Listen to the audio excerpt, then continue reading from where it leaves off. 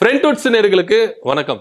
அமைச்சர் செங்கோட்டையன் அவர்கள் தனியார் மருத்துவமனையில ட்ரீட்மெண்ட் எடுத்துக்கிட்டு ரொம்ப பரபரப்பா பேசப்பட்டிருக்கு. ஏன்னா சுகாதாரத்துறை அமைச்சரா இருக்கிற அருண்ராஜ் அவர்கள் கொஞ்ச நாளைக்கு முன்னாடி ஒரு விஷயம் சொன்னாரு. இதுக்கப்புறம் அரசு மருத்துவமனையில தான் எல்லா மினிஸ்டரும் என்ன பண்ண போறோம், ட்ரீட்மெண்ட் எடுத்துப்போம் அப்படின்னு சொன்னாரு.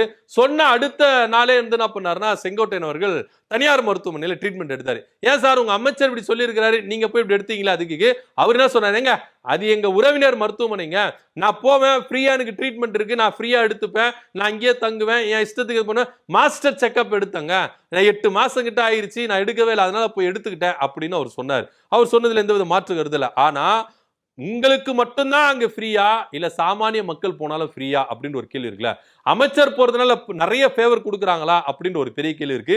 இப்போ உங்க ஆட்சி வேற, நீங்க அந்த ஹாஸ்பிட்டலுக்கு என்னென்ன ஃபேவர் கொடுப்பீங்க அப்படின்ற கேள்வியும் எல்லார் மத்தியிலும் எழும்புது. ஆக மொத்த இவங்க தமிழக அமைச்சர்கள் ஒரு விஷயத்த சொல்றாங்க, இதை நம்பி முட்டாளாவது யாரு அப்படின்னு பாத்தீங்கன்னா மக்கள் தான் அப்படின்றதுல எந்த வித மாற்று கருத்துல. இதை பத்தியோட கருத்து என்ன அப்படின்னு கமெண்ட் பண்ணுங்க. நன்றி.